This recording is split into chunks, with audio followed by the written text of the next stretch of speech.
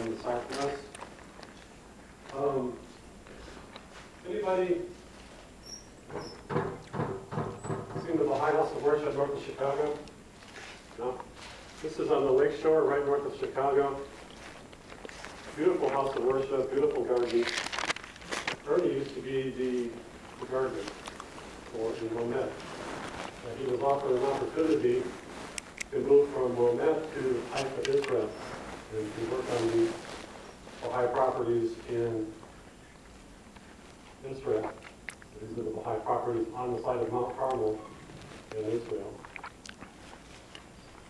It's the guy that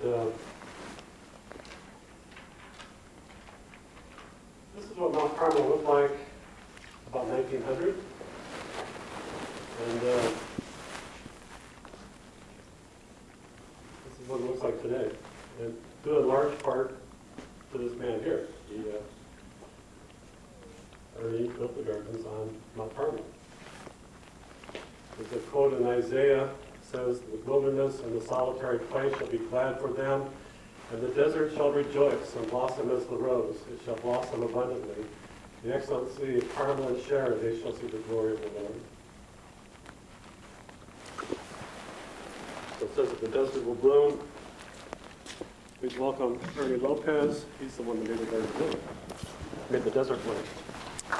Thank you. Good morning, and thank you, Joel, for inviting me to speak. This topic is very challenging, progressive revelation. It's like trying to put the Pacific Ocean into a teacup. So it's really kind of a thumb sketch of the Baha'i concept of progressive revelation. I had to do a lot of reviewing in order to give you something worth listening to in terms of understanding the concept and perspective of divine revelation as is taught in the Baha'i teachings. The concept of progressive revelation is new, but there is a precedence to this concept. When the term people of the book, does everyone in the room, are you familiar with the term the people of the book? Well, it's a reference to the Abrahamic, Mosaic,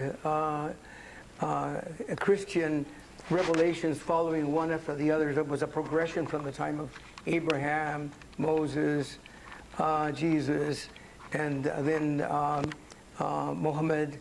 These are all descendants of Abraham, incidentally. And that is the reference. The Islamic community claims, and rightfully so if you look at its origins, to be part of that, the people of the book, because they're the descendants of Abraham, as are many of the peoples of Persia, the Orient. And you'll excuse me, I just recovered from the flu, and so I have a cough drop in my mouth, so I can speak without starting coughing. When the term peoples of the book, a reference to the lineage of the Holy Prophet Abraham, is used in context of the Holy Bible, a progression becomes evident from Abraham to Moses, Moses to Jesus, Jesus to Muhammad, which includes the two latest prophets, the Bab and Baha'u'llah in 1844. They are also a direct line, both of Abraham and Baha'u'llah, because he is a descendant of Jess. This does not exclude Krishna, Buddha, and Zoroaster, because they are also founders of religion. It's very easy to make the mistake of rejecting or judging something negatively when we have not taken time to study and read the context of that particular, let's call it spiritual event, which these are spiritual events. The just and right thing that people, intelligent people do, are they go and look and see what fits and what does not fit to the claims that the prophet makes. Because remember, we as people, we claim a lot of things, but we don't live up to it. So we must not judge religion by the way we behave. We are in different levels of development, you might say, but the prophets of God all function from the same level and address humanity always from the same position, which is a divine position. For it is God himself, which is the author of all religion, of all revelations. These founders of religion have all taught the same golden rule. Many of us have seen posters that were put out by different groups, the Hindus, the Buddhists, the Christians, about the golden rule and showing a little image or something showing that do unto others as you would have them do unto you. Now this is a universal word, really, the Word of God, and it applies particularly with an intensity that only we as Americans can understand to us, because we're dominant. We have tremendous power, political, military, but the one power that we are not using is a spiritual power as a nation. Our country has a great destiny. The rise and fall of the great civilizations which these lights of divine guidance create are not accidental but natural. It's a natural process by which mankind acquires knowledge that enables it to rise to ever higher levels of civilization.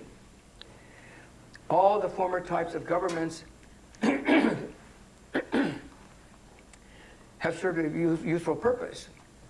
The purpose, the event are natural human experiences.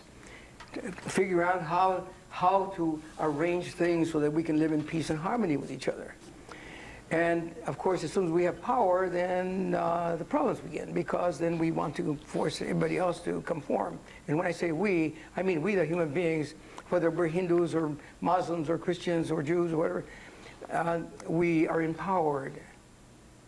But we have yet to learn, and I will share this with you, what it is we need to know in order to use that power in the correct manner. If you saw it, I put a display of books there with various topics. In the center of it is my Bible. And you can see from all the markings on it, it is a book that I read almost daily.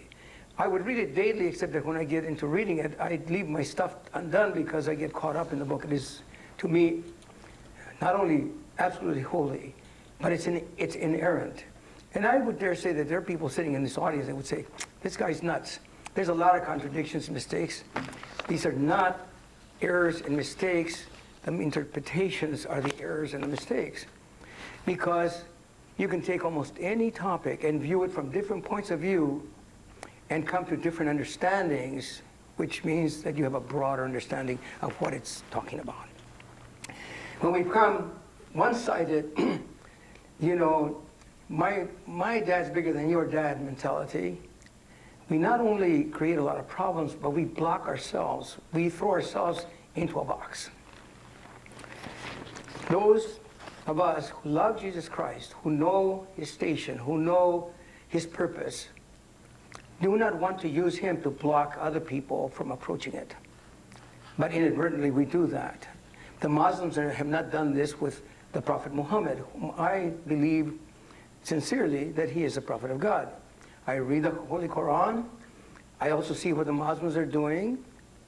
But before I go there, I also have to look back. I was raised in the Roman Catholic Church. I've never abandoned Christ. But I moved on to what I felt was a broader foundation to relate to other human beings. But if I look at the Christian history, I would be aghast, except that I just know just how we really are. We're not perfect. And we tend to, some people will kill for God, and a very few will die for him. We make that choice deliberately. Back to the topic on progressive revelation. Excuse me, let me take a little water.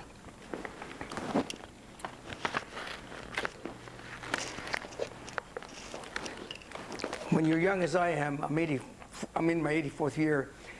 When I get sick, I have to take a lot of care of myself in order to get my strength back, so that's happening.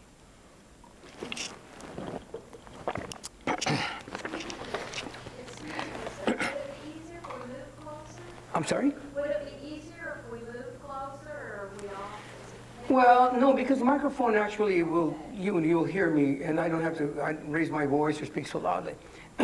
By nature, I tend to speak loudly because I'm deaf.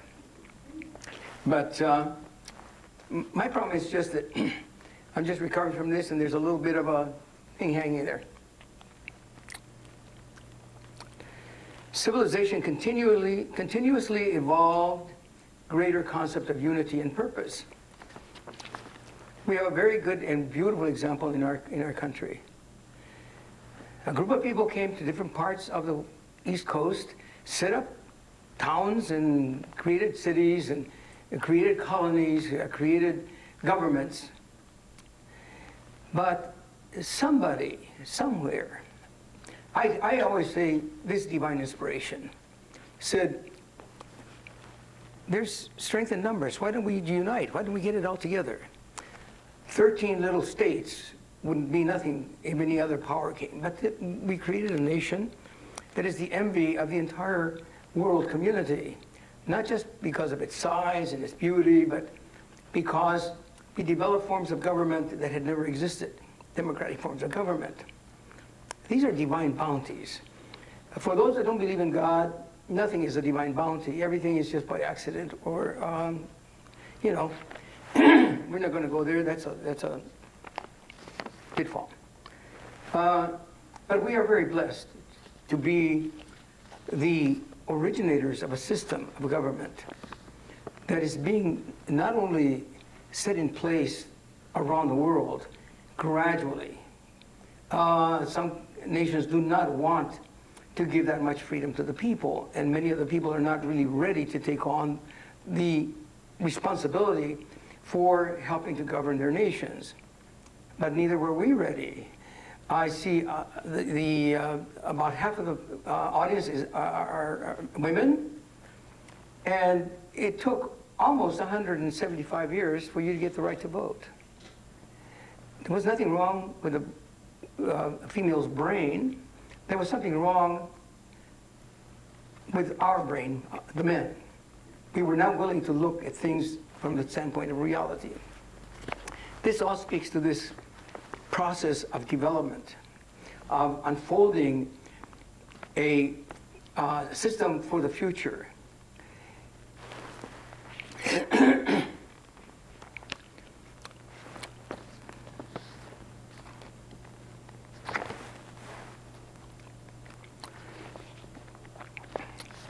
The driving force of this process is and will continue to be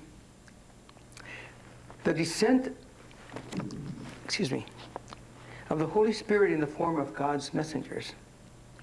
Seen purely from the point of view of history, it still reveals a continuum through which the human race has slowly progressed in stages from family to clan to tribe and ultimately to nationhood. Muhammad stated that he had come to form nation. There was no concept of nation prior to the Islamic revelation. There were large kingdoms, huge empires. The concept of nation contains within it the word to be born of, to be an essential part, integral part.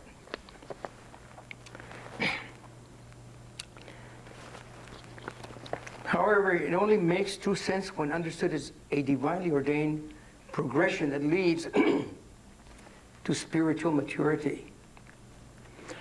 We have probably the most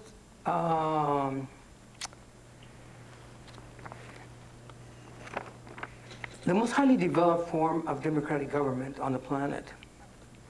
And I am sure that all of you will agree that we're doing a bad job of working with it. We allow other agendas into the system of allowing the government to function by the people, of the people, by the people, for the people. But that doesn't matter. This is just a glitch in the path towards a greater reality. The objective is and has been biblically the establishment of the kingdom of God on earth, as it is in heaven.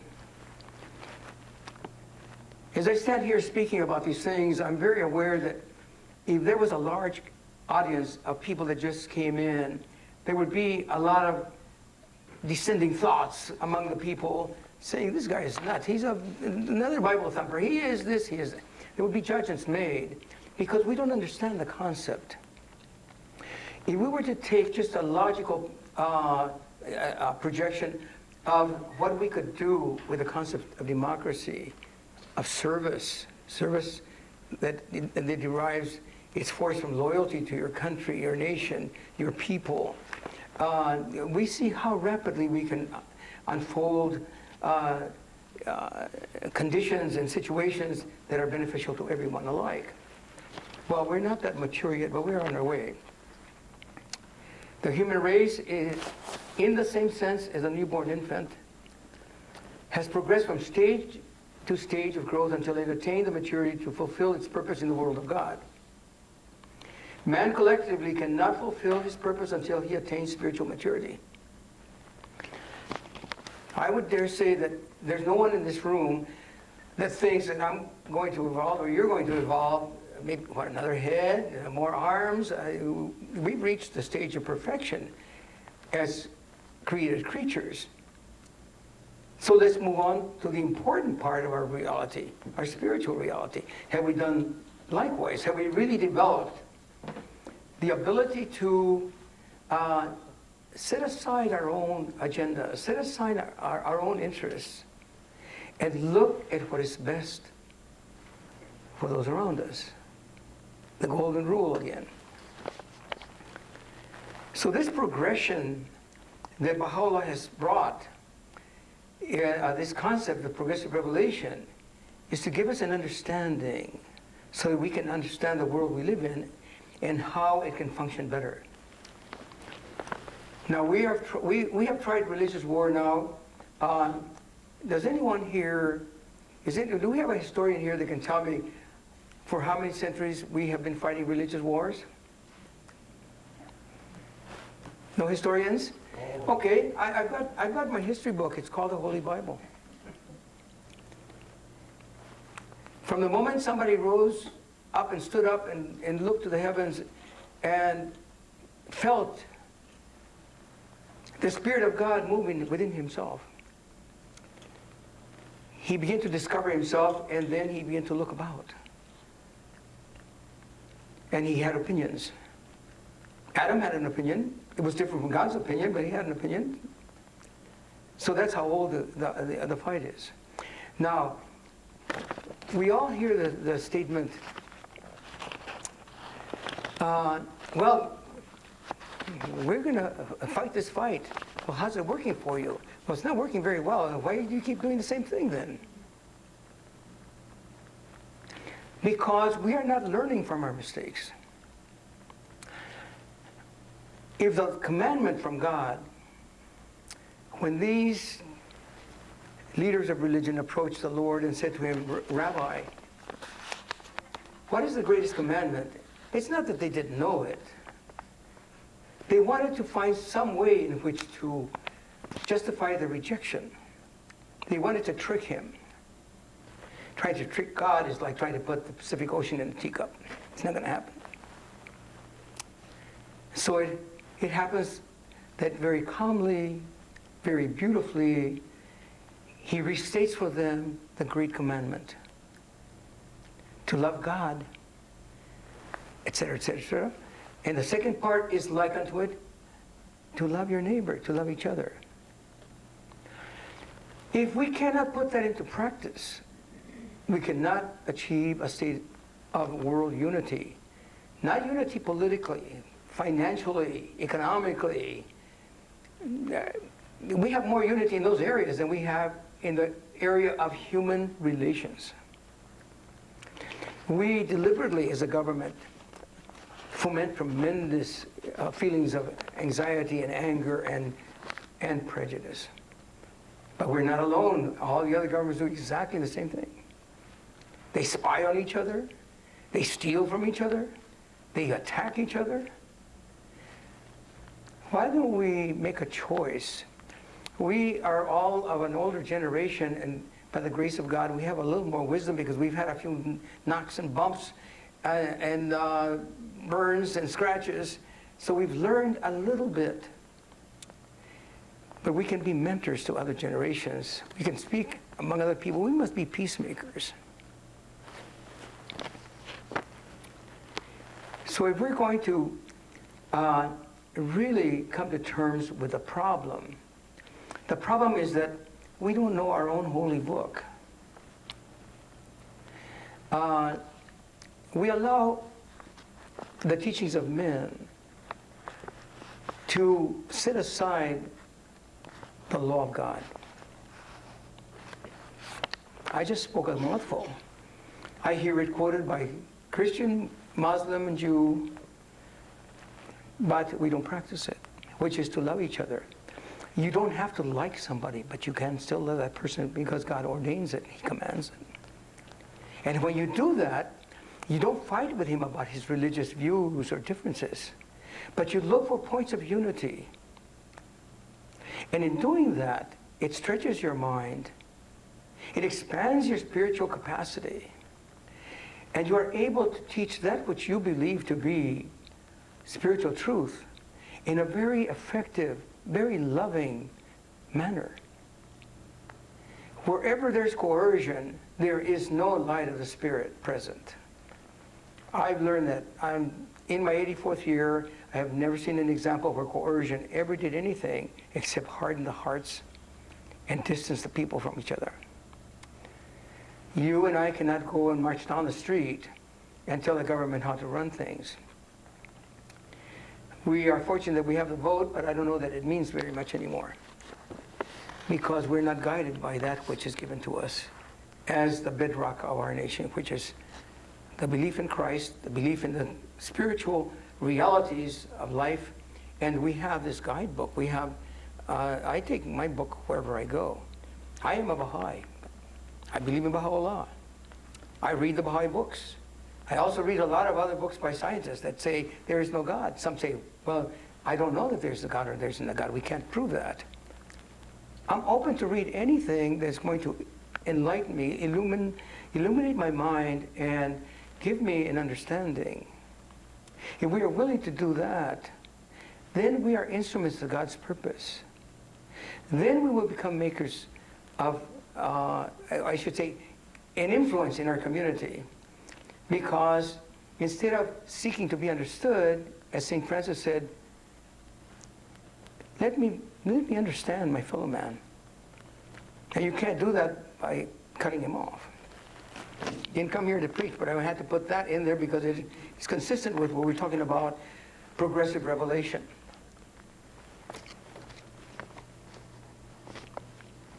We are spiritual beings and not mere animals who can fulfill their purpose when they arrive at physical maturity. We've arrived at physical maturity.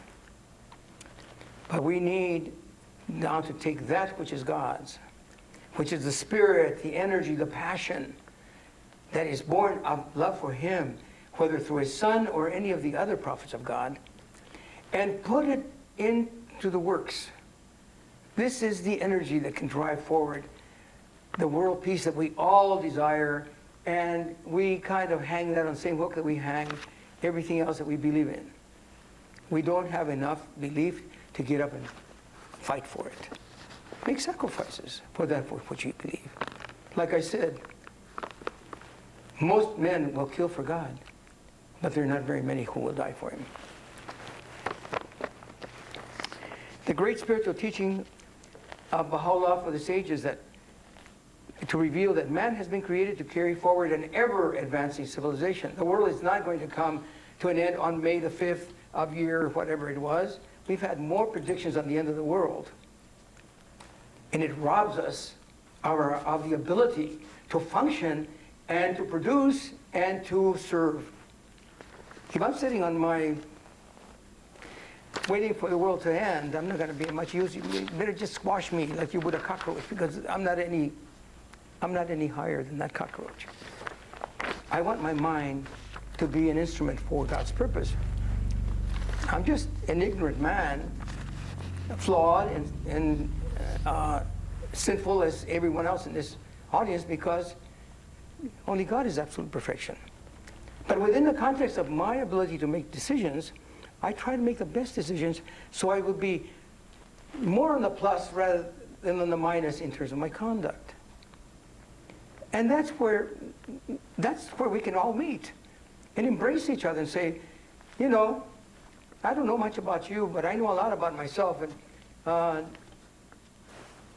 I'll learn something from you. How's our time? 20 minutes? Okay, I'm going to very quickly through this part because if you have some questions. You've got at least half an hour. Yes, yeah, but I'm going through this slowly because I wanted to share some ideas that are really not new to you. I don't think there's a single soul sitting in this room that has not had these thoughts or wondered, why can't we really get along? How can we get... If I want to teach Jesus Christ to somebody that doesn't know him, my best way is to love him, to serve him, so that he wants to know who I am. Again, I am a Baha'i, but I'm also a Christian. But I'm also a Buddhist. I'm also a Muslim. Not because I follow the religious practices, but because I follow the Prophet's teachings, and they all teach the same thing. They teach us to be just, to be conscious of our relationship to our Creator. And we fail on those two counts. I would say most of us fail daily in one little way or another, some in a big way. Man coming of age. The entire human race has until recently been, for the most part, illiterate and socially and politically undeveloped. From the dawn of history, the masses have been illiterate and dependent on the learned for explanations of sacred texts and teachings of their spiritual leaders. Until the end of the 18th century in 1790 AD, this was the condition that existed. Everyone in this room is literate and knows enough history about communism, about the Age of Enlightenment, about the modern age, the mechanistic age, the industrial age. Now we're into the nuclear age. Now we're into the electronic age. So we have gone through these things in a lifetime. And if you study history carefully, you will see what a paradigm shift of human race made between 1790 and 1844. The world up to that time was peopled by a few nobles, a few authorities, and the masses of serfs, peasants, slaves. But the French Revolution, now I'm going to just digress slightly, something in this universe, I call him God, my Father, inspires men to get up when it's time for him to get up. Just like this gentleman probably has a son who he raised, and he told Junior, you're going to be late for school, get up. He says, I will in a minute, Dad. But because he's a real good father, he took his wristwatch, looked at it, and when 60 seconds went by, he went over there, grabbed the side of the bed, dumped his son on the floor, and says, a minute's up. And he learned a lesson from that, that you have to face your responsibilities like a man. So we seem to learn some from the blows that we receive, but I think that we need to learn more from the love that we are able to generate for others, because we become like mirrors. This is how we influence our society. The French Revolution brought about the beginning of the emancipation of the human race from serfdom to free men. Égalité, fraternité. I mean, I can sit here and recite the entire French national anthem. But it was not new to us as Americans, because we were already on that track. The reason we were on that track is that we hated being subjugated for reasons of religious difference, status, caste, We are the cutting edge. We can be the cutting edge. We will be the cutting edge. But we will lose that unless we arise as a nation to the destiny God has ordained for this country.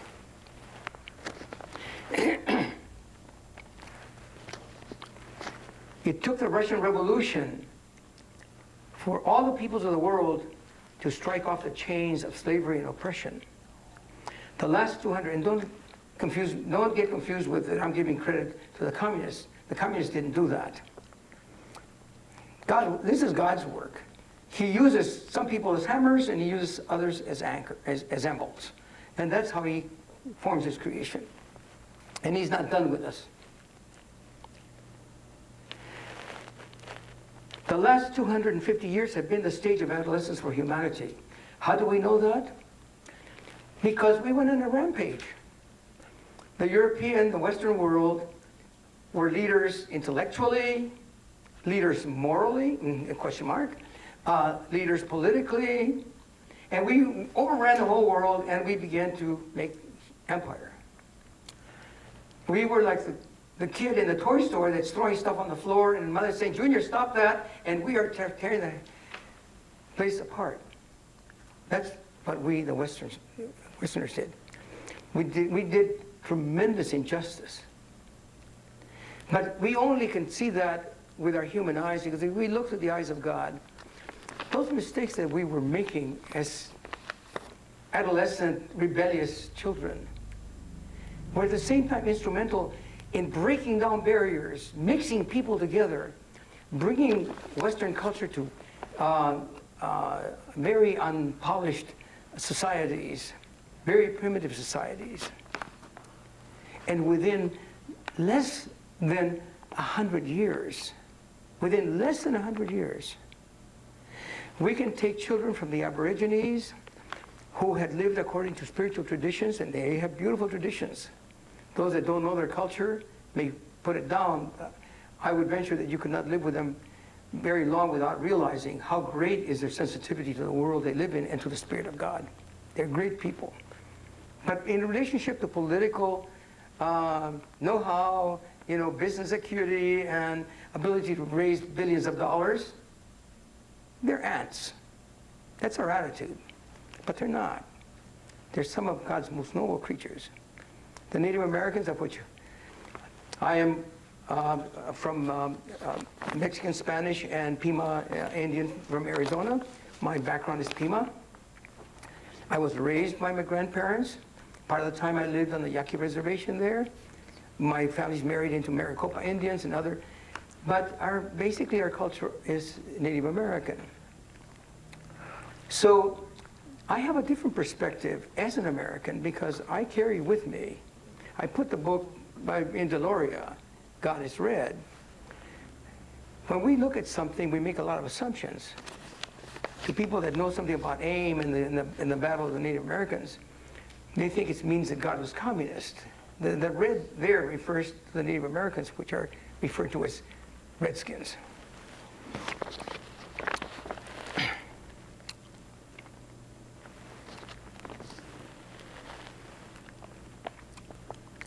As I was reading, the last 250 years have been the stage of adolescence for humanity.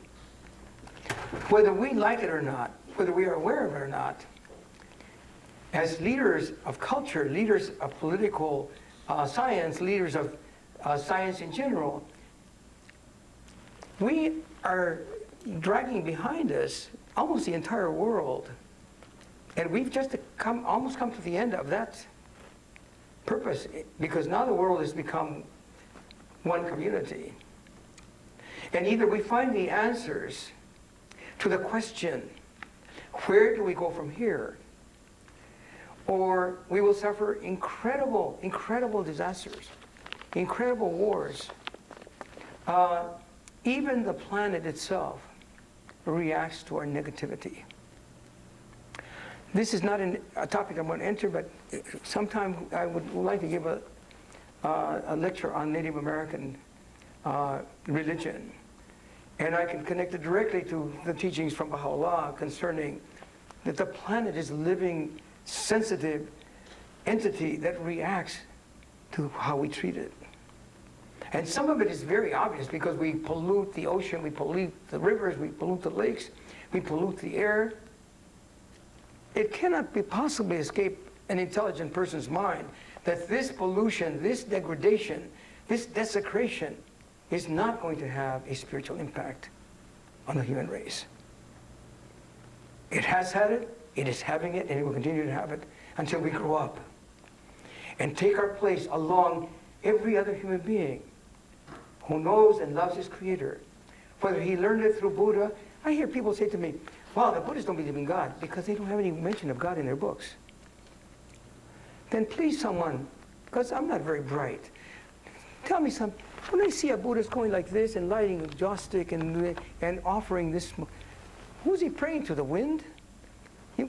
Your answer would be, oh, he's praying to Buddha. We pray to Jesus Christ. The Muslims pray to God through Muhammad. What is it that we're doing different that they're doing different? Because we don't know. You are leaders in your community because at your age, when most people just want to sit back in a rocking chair, you're out looking for things that stimulate your hearts, minds, and spirit. It's beautiful to come and talk to people. One of you is equal to 10,000 who are sitting with their bottle of whatever it is they're drinking, Coca-Cola or vodka or whatever. You're doing what you are really expected to do, to keep learning. CLL is a wonderful, wonderful program. I'm very honored to be here and to be part of it.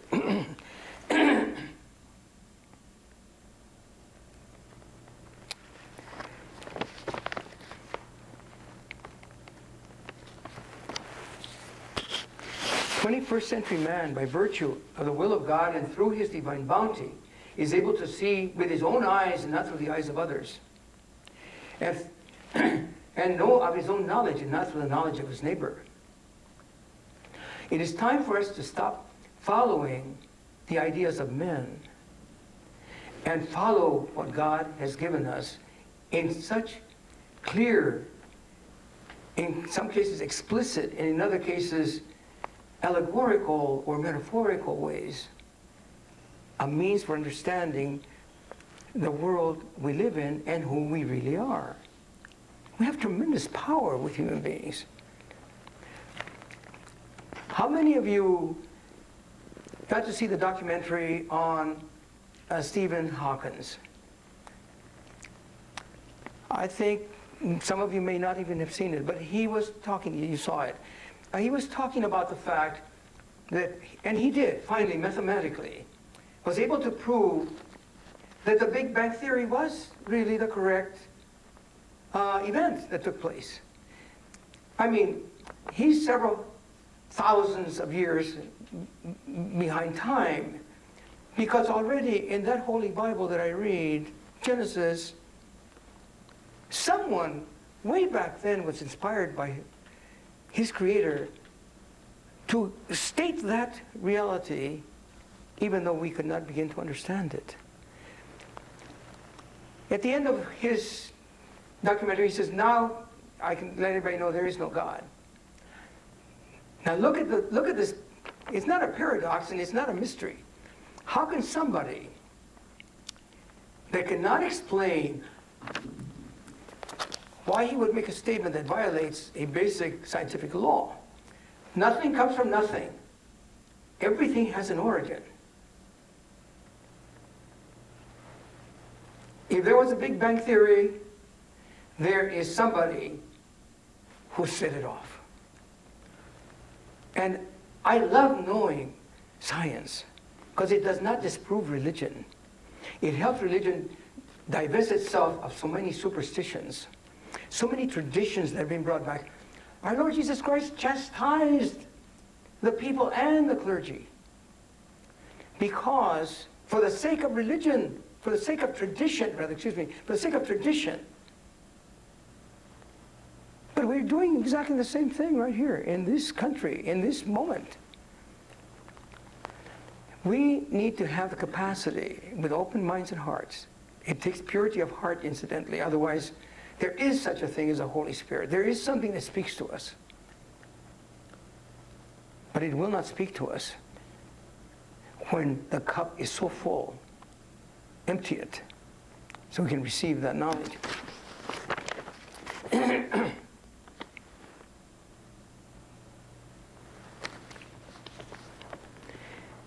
Not only has knowledge increased, remember one of the most quoted verses are the prophecies concerning the time of the end.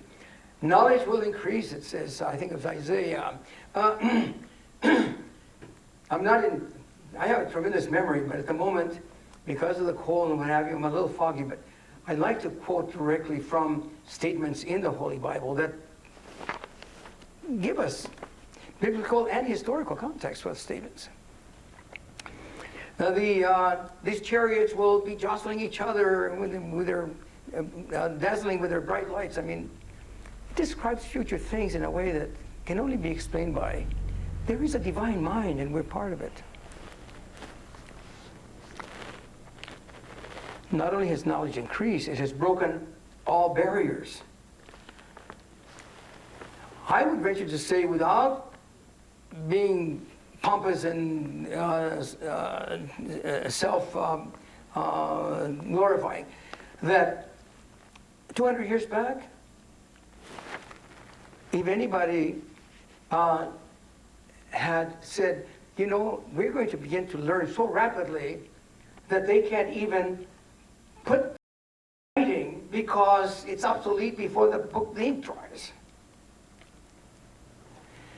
That should be an inspiration to any human being that has any passion for life to celebrate it. We are living in the most incredible age in which, and to quote Christ, in that day you will do these miracles and greater than that. But because we go literal, we reduce his holy words to meaningless arguments between people about what is and what isn't. We are doing the miracles by the grace of God. I mean, there's nobody here walks on water. I know that for a fact. We are living in the most blessed time of man's history. We've reached maturity. We're about to open the door to the kingdom of God. We're at the threshold, but we must enter if it's going to be a reality. There's a funny little joke that my brother told me one day. I was in California recently. He was telling me about Gino. Gino was praying to God. He says, Lord, you know, please, I could do so much good for you. Give me the money to do this. You know, I want to win the lottery. I could have millions to work with. The Lord said, Gino, buy a ticket. We need to make a commitment for peace, for the love of God, and for the love of man. And we need to do it with our, you know, when we talk about boots on the ground, we don't understand that. Oh, that was a war. Yeah, we are soldiers in God's army. We need to put these down here and say, I am going to do any little thing, no matter how small it is, to help turn this around. Oh, did you see who moved in next door? I don't know, these Asians are all taking over. That's hateful. You'd say, you know, if you turn it around and see it from the other side, it's such an honor to be so admired, so desirable, that others want to become like us. But we don't see it from the positive side. Because we allow something to capture the only thing of value that we have and destroy it, and that is our dignity. A hateful man has no dignity because he himself destroys it with his own hands.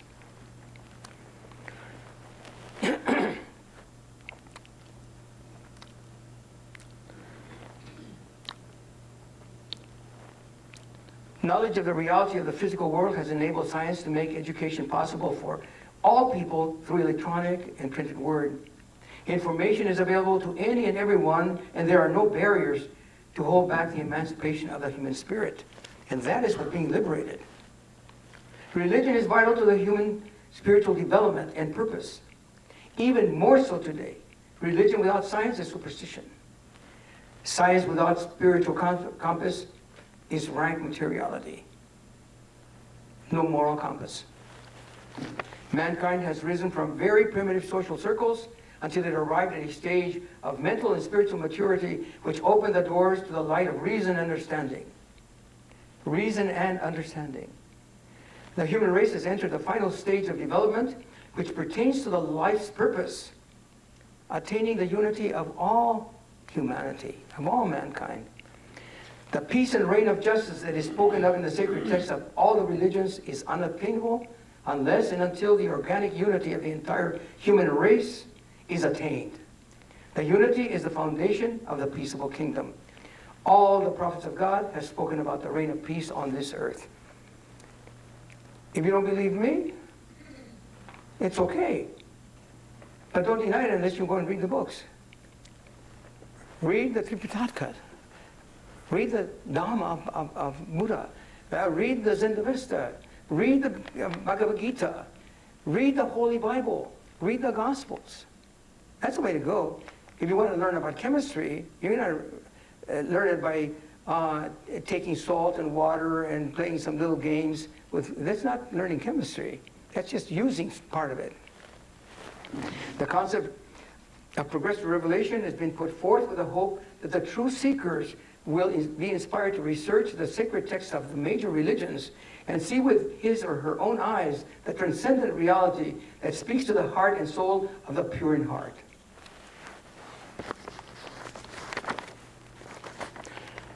I am passionate about this subject because every day my heart is broken and I'm even moved to tears by watching human beings suffer so much because the lack of love, lack of respect for each other. The Father loves his creation and has kept the promise that he will never leave his creatures without guidance. Light is good from whatever lamp it shines. Thank you so much, and if you have some questions, I'll be happy to entertain some questions if you have some ideas that. Just a quick synopsis on the origination of Baha'ism. As you know, even when the very seeds of knowledge have been planted in our heart of our country, we refuse to look at it. If you want to know what happened from 1835 until the late 1800s, read the life of William Miller, the Baptist Methodist. He was not non-denominational and not even an ordained minister. But he had been reading the holy text in the Bible, and he understood. And Joel gives a talk on the fulfillment of prophecy, and he touches on these things.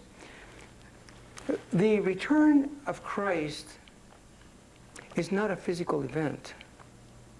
The Spirit of God has come to this planet repeatedly. When Moses, and some of you who have had an opportunity to look at some of the great paintings, they portray Moses with these two little rays of light shining from the top of his head. The Shekinah, the Spirit of God, the divine manifestation of God, has been present in all of these. Abraham, Moses, Christ, Muhammad, and Baha'u'llah. Also in Buddha. If you read the life of Buddha, you say to yourself, from where did this come? He was actually a royal prince. And when he saw the suffering of the world, there was a transformation. But it doesn't happen that way physically, spiritually, psychologically. It happens that it is our Father who inspires and creates these creations, especially for that purpose. They are different from us. If I look up to Christ, if I look up to Baha'u'llah, if I look up to Moses, I feel the same feeling for all of them that I feel for Jesus Christ, and I was brought up to feel tremendous reverence. I left the church when I was only 14, 15 years old. But I didn't leave Jesus Christ behind. It's not something that would happen. I took what was important in my heart, and I went forward without condemning. There was a time I was very angry with the church in general, because I could not understand how we have one Lord and 2,800 denominations which can't get along. If anybody can answer that question, I'll follow you. I'll follow. Where are you? I'll follow you. You'll be my next prophet. Because it's irrational. Rational people cannot deal with irrational information. You must feel good about the new Pope, Pope Francis. I always feel good about any new leader that comes forth and at least tries to shed a little light, the light of reason, onto the human population. But even though he is the leader of the largest Christian denomination, they are still horse and buggy because the world has left them behind. We all need, I remember, I was raised Roman Catholic. I'm not saying this is a criticism or put down. I can only state how the Christian community moved forward in increments to the point where the church could not carry the load and began to break apart, and Martin Luther came along and pasted his proclamation on the church door, and we know the rest is history. The thing is, how many of you would take a bucket that's full of holes and try to carry water in it? Anybody here? No. It's irrational. The church had served its purpose.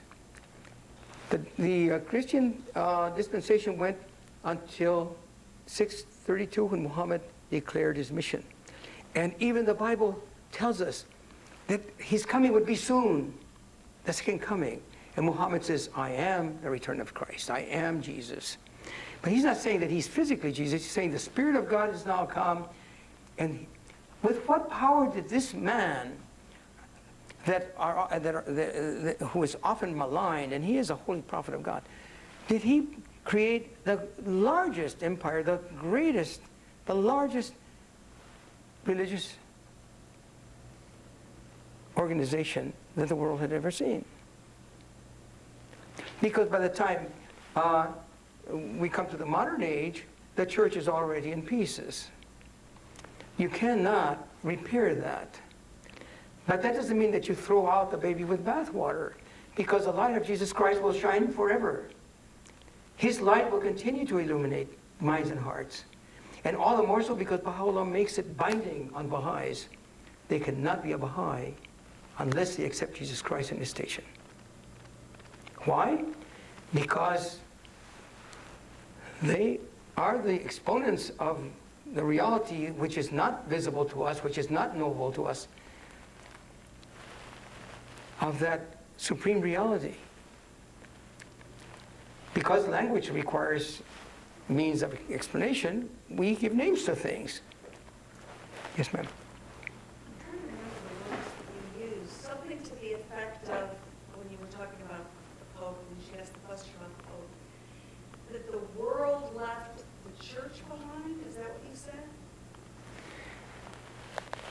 Yes, in a sense, the human race continued to develop because we are on an ascendant role, and what happens is that the institutions that don't change to conform with reality then lose ground.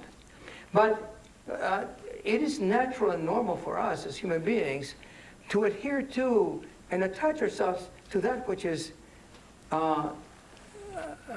comfortable, which we know. It's very hard for people to move. Look, in the Jewish community, there's still a small remnant. But now, every day, more and more, I'm hearing Jews for Christ. The Jewish Jesus. Somehow, it just takes a long time for people to begin to awaken to the fact that it's not them and us. It is only we. I'd have to sit down and talk with you for a long time because I'm hearing a lot of vegetable soup. Although I believe what you say, but what you say, in essence, as far as love and all that, is Christianity. I don't think I've ever heard anything from the pulpit that denies what you say as far as love.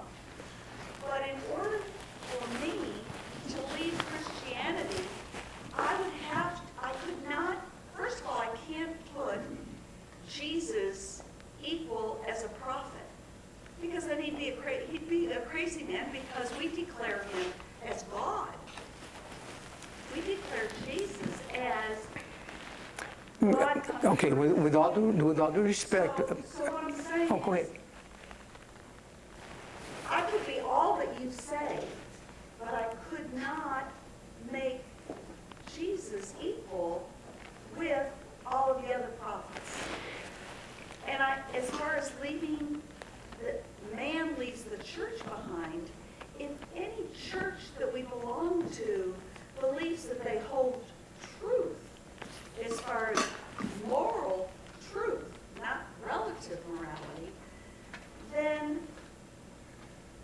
if people leave us behind, they're wrong, not us. They're the ones that are deciding to be comfortable and do what they want to do. May I address? See, there are many points you brought up. Let me address with all due respect. Let me address this. It is not leaving and abandoning Christ. That's not what you do. It is not a matter of leaving or abandoning the church. What I'm saying to you is that if you look back at history, was Moses of God? Did he reveal the Ten Commandments? Did man at that time have the ability? Remember, it's about context. Earlier, I did not do this because I did not want to take time with this. One of the reasons that we cannot very often not come to agreement is because we are not in context with what the conversation is about. People think that, not working? Oh, thank you. Thank you. I didn't realize it was not on. We think very often that we have to throw this out, cast this away, reject it. That's not the question here. You cannot move forward by abandoning Christ and his teachings. No one, let's keep this in mind. All of these prophets have influenced the world. Up until Moses' time, it was negative. Don't do this, don't do that. If you do this. But when Christ came, he brought something radically different. Moses brought justice, he brought love. For the sake of love, even justice is tempered. Do you follow what I'm saying? Even justice is tempered. We're more compassionate in dealing with justice. I think you're confusing the statements I made with the argument, leave your church and follow me. No, wouldn't want you to do that. And I'm not saying that. What I'm saying is, who here does not know that the reason that it took us a lot longer to explore the planet was because the church proclaimed ex cathedra that the earth was the center of the universe, and that the sun rotated around the earth, and so did the moon, and the stars were hanging.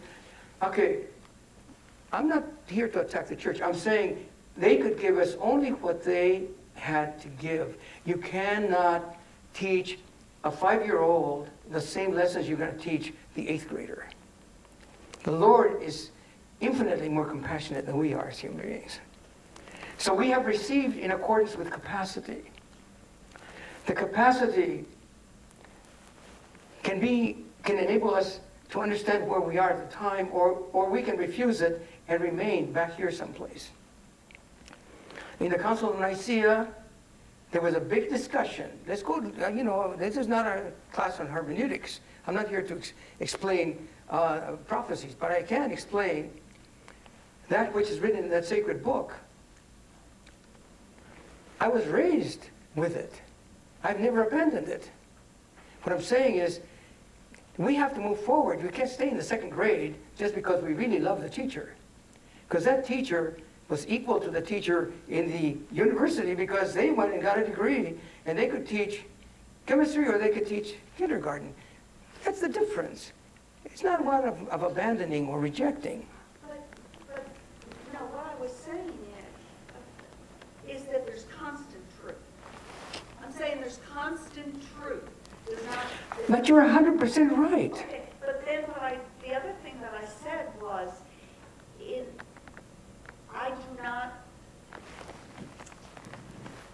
not only consider Christ as a prophet. He is God. As a Christian, we believe Jesus is God. So we would not put him in that same arena of prophets. Okay, would you permit me to say something? Okay. I know much about the Christian faith because I went from church to church. I went from Catholic. I studied the Bible at 13 with Jehovah's Witnesses. I never became a witness. I didn't accept their understanding of it. I did understand something when they said to me, well, Jesus is a prophet of God. He is not God himself. And I'm reading the Bible for the first time because before that, remember, I'm 84. 84 years ago, the church did not permit us to read the Bible. We were not encouraged to do it. That's become now, my family's Catholic. They're all studying the Bible. And they can't even agree with each other, even though they're studying the Holy Book. So, I mean, I'm not going to go into that area, but I'm just going to say it's context, and it's the desire to understand that can bring us to harmony and unity. You say they're teaching the truth. Yes, there's not a single Christian denomination that doesn't have. If they have Christ, they've got the truth. But there are many Christians that do not believe that Jesus is God because it's not stated in the Bible. In fact, it's just the opposite. The Lord is walking with his apostles, and somebody comes and taps him on the shoulder, and the Lord turns to him and says, and then he says to him, my good man, and the Lord turns to him and says, why callest thou me good? There is none good but God. Is the Lord deceiving this man? Is he confusing him? You see, we must remember that beliefs and knowledge are two different things. For us to be able to employ our creative juices, for us to be able to follow divine inspiration, we have to believe.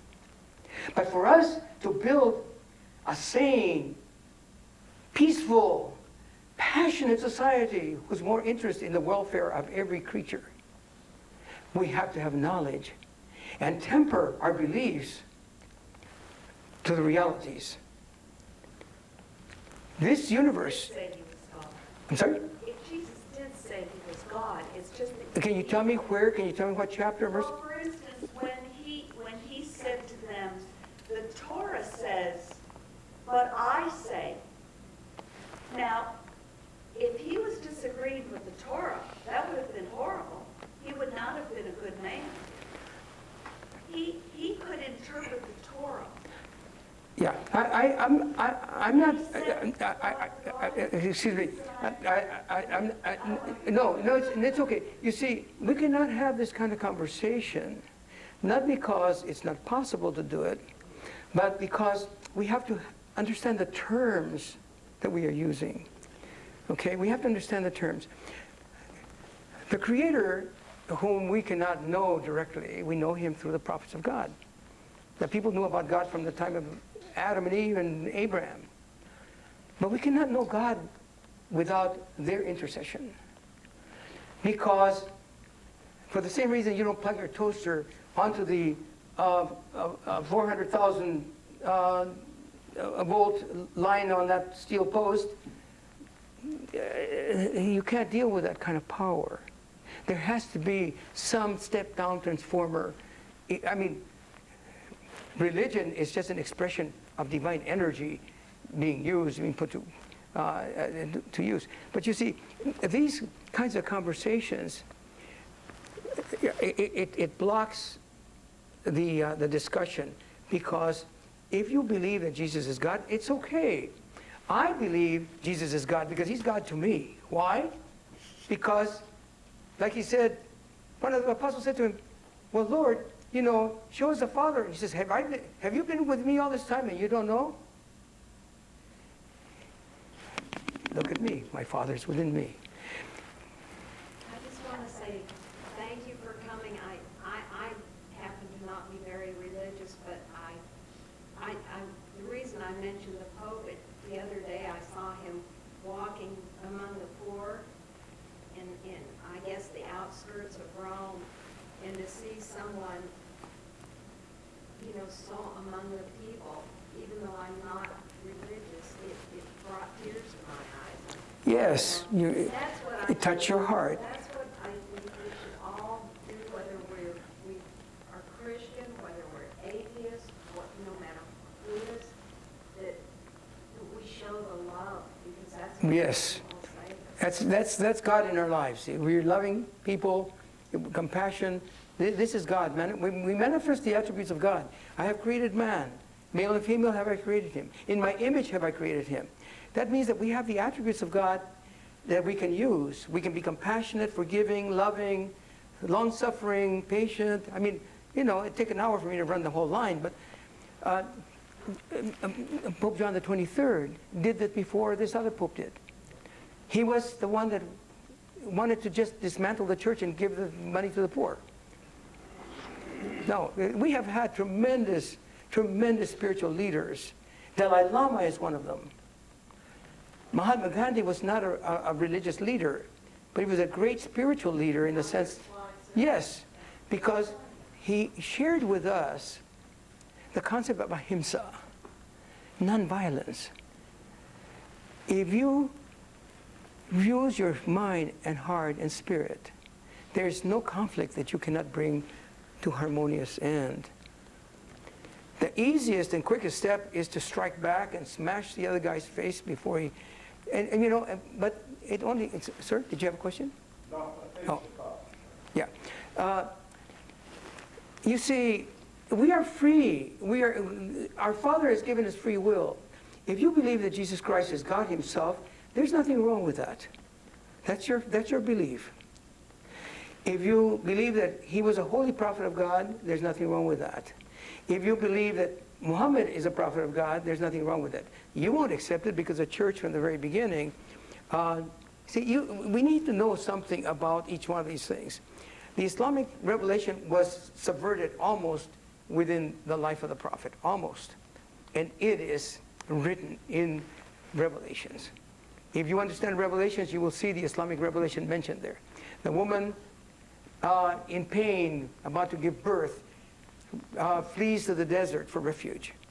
That's all a reference to the Islamic revelation. Now we can know, because Baha'u'llah has opened the books. The Spirit of God is with us. There's never been a time when the Spirit of Christ has been absent from our lives, even when we reject and deny it. Because it is not within our power to set aside that force which gives life. Come to me that you may have life and have it more abundantly. I can quote from the Holy Bible until the sun goes down. But I quote with understanding and knowledge and love and passion for that. Because it is the truth. There is no purpose even abandoning something that has meaning. And there's no purpose in following something that no longer fits.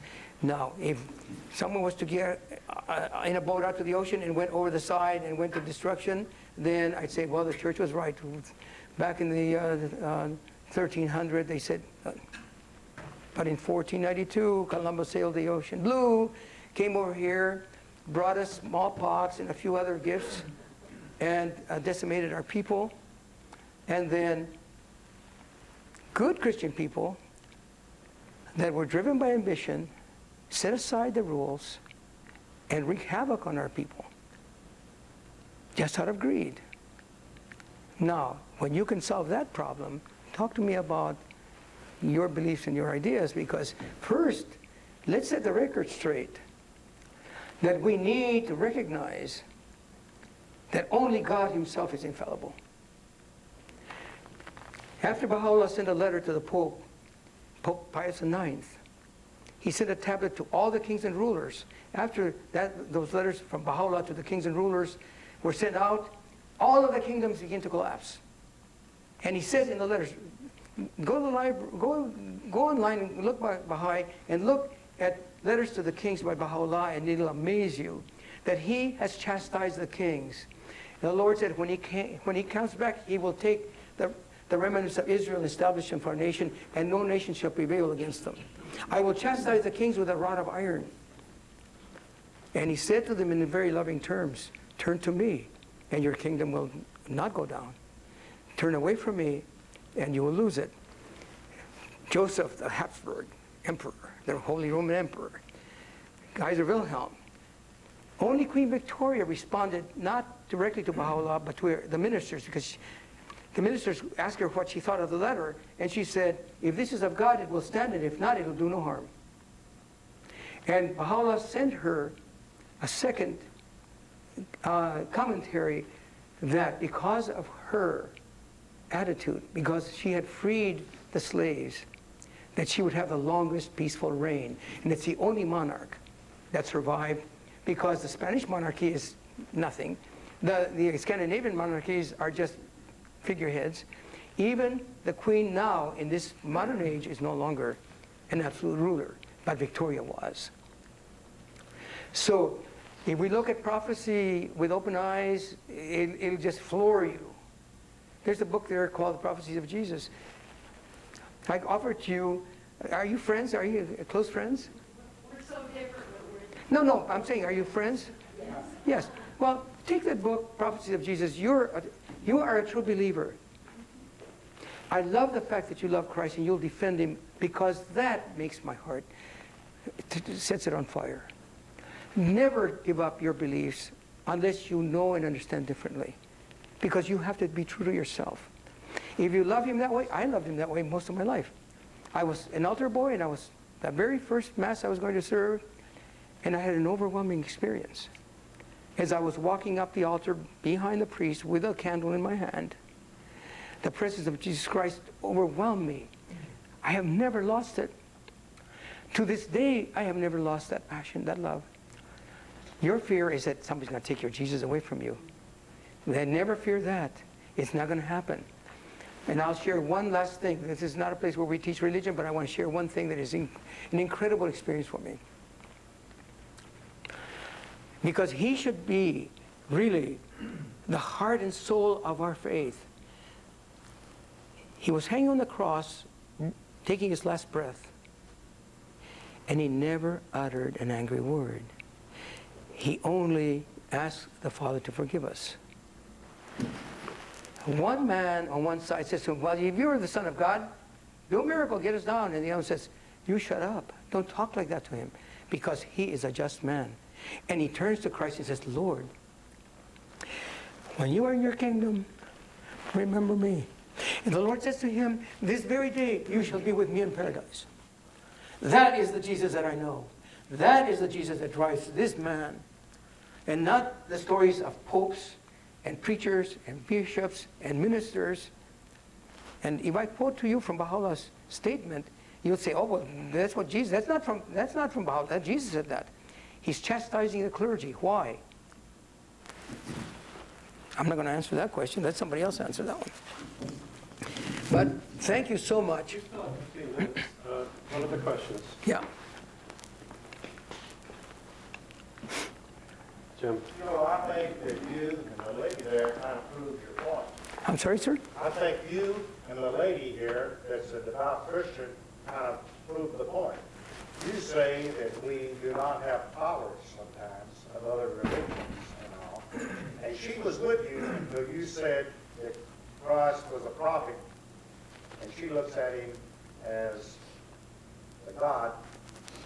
So, therefore, there's a difference. A separation, She yes. should never be into your church because she does not have tolerance of your particular belief.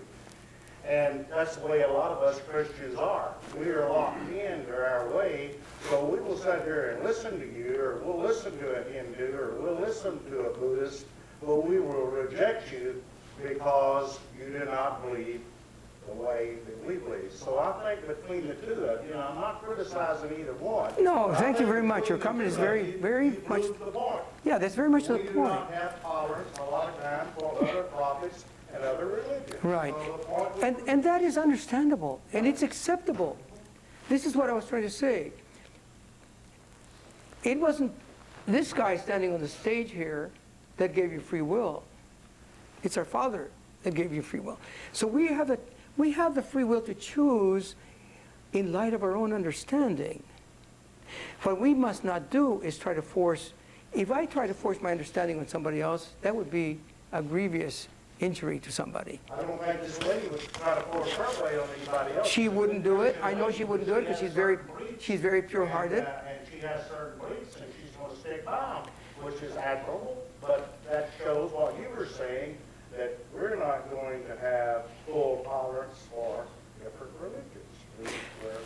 We're stuck in a way. And it goes back to your philosophy kind of sounds like to me, not your religion maybe, your philosophy kind of sounds like to me, kind of like the Stoics' philosophy. Like the what? According to nature, the Stoic philosophy, human nature Yeah, and no. physical nature.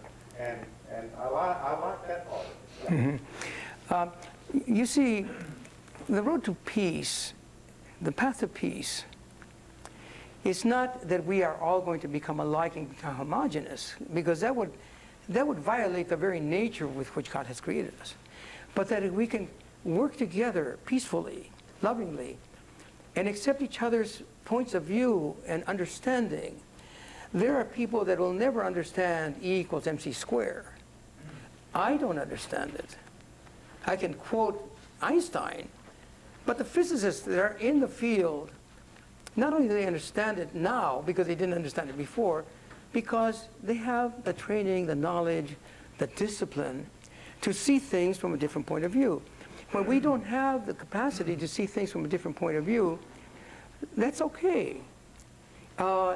It's like if somebody doesn't understand something and you explained it several ways and they still don't understand it, you don't have to fight about it. You can say, okay, for whatever reason, you don't understand this point of view. But the reality is that there is only one God creator, that he has sent us intermediaries from the beginning, from the dawn of history, and there's only one human race. And it took science to prove that there's only one race, because there was a time when people in this country were measuring the heads of blacks and other non-whites in order to prove that they were inferior. I mean, how more insane can you get than that? I mean, there are people who hate merely on the basis of the color of the skin, or because the culture is different. How can you equate that with the love of our Lord Jesus Christ when he doesn't have any commas, semicolons, or ifs, ands, and buts? Thou shalt love the Lord your God with all your heart, with all your mind, with all your strength. And the second part of it is like unto it, thou shalt love thy neighbor as thyself. There are no commas after that. But if you cannot do it, or somebody cannot believe something else, these are not grounds for fighting and arguing with each other. We need to love and respect each other so that neither you nor I will lose our dignity. Because the only thing I have is my dignity. And I will state here categorically that I will never fight with anybody, and I will permit somebody to kill me before I allow him to rob me of my dignity. In other words, I will not bend. I came from a culture in which I would be driving. I was driving with my brother, and the police department or the highway patrol stop us, abuse, insult us, and mistreat us. And the only thing I could do was stand my ground. I didn't have a gun. I don't want one. I will never own a gun.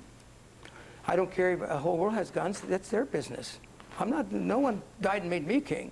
But when I was treated like I was dirt, and the police officer, the highway patrol says to me, I was 17. Let me see your ID. And I said, sir, are you speaking to me? He says, yes. I said, I'm not going to show you my ID. I'm an American, a Native American and an American born. And I was a citizen of California at the time. And I looked at him and I said, No. I said, I will not give it to you. He said, step out of the car. He came around the car. He said to me, I'm going to ask you one more time. Give me your identification or I'm going to arrest you. And I turned around and I said, sir, I would be very pleased if you do that.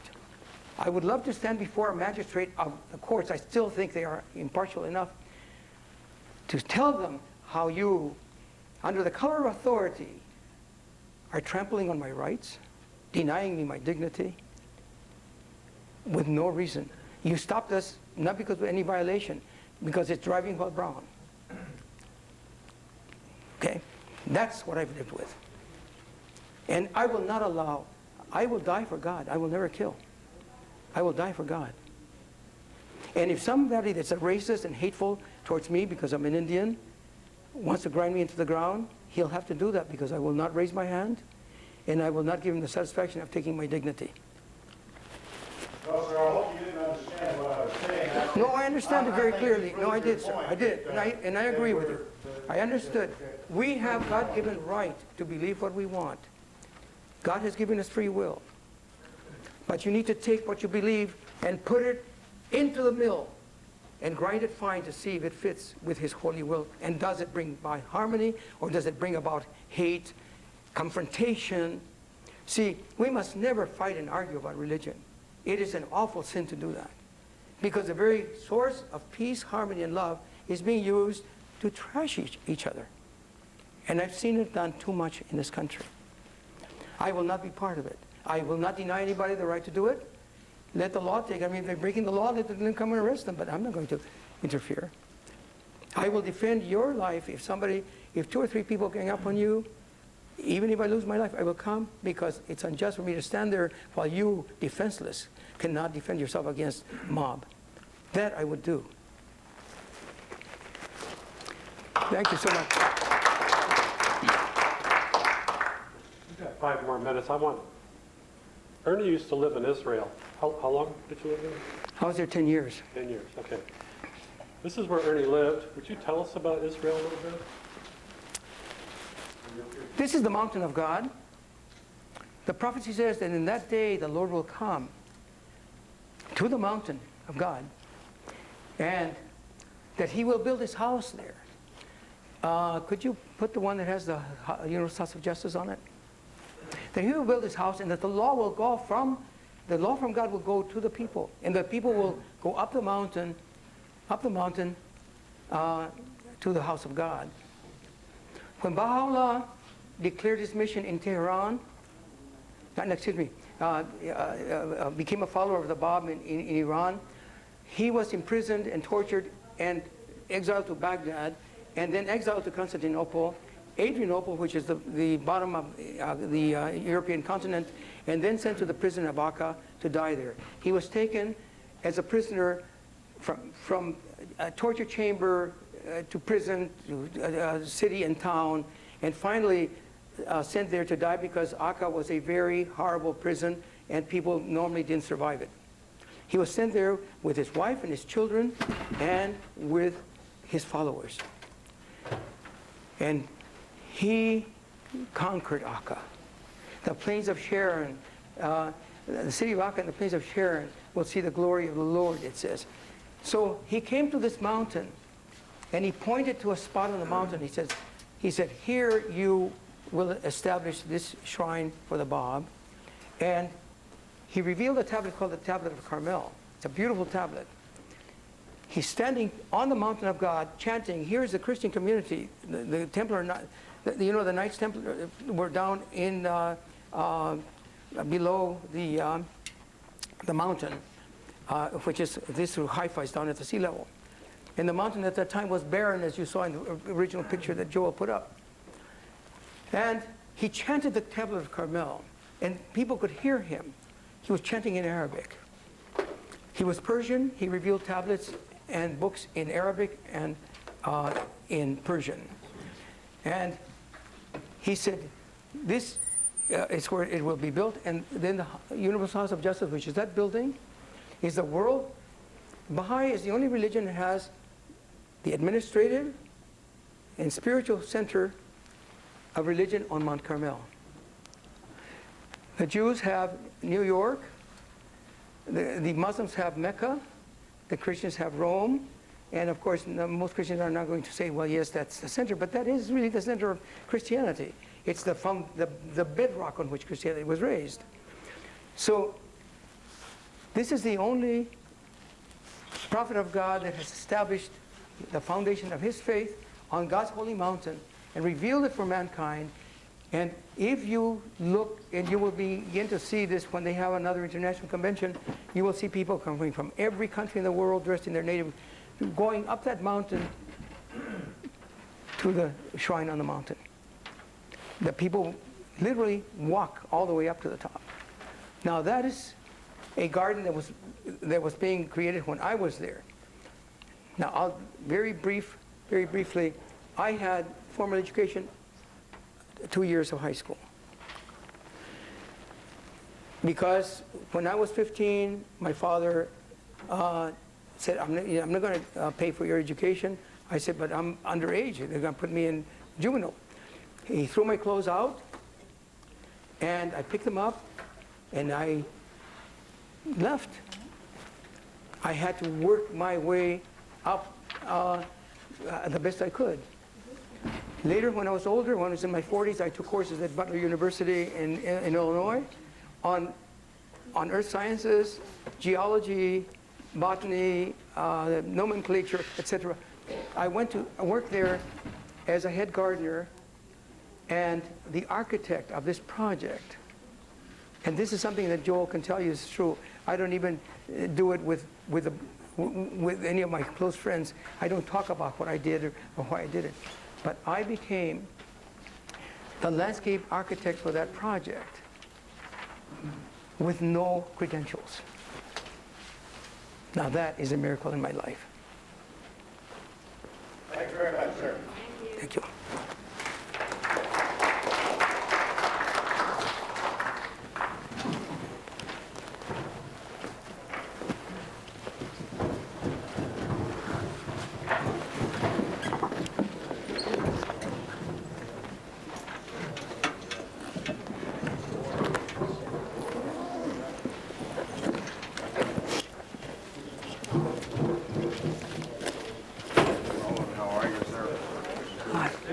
Stacy had, I had a couple, I was trying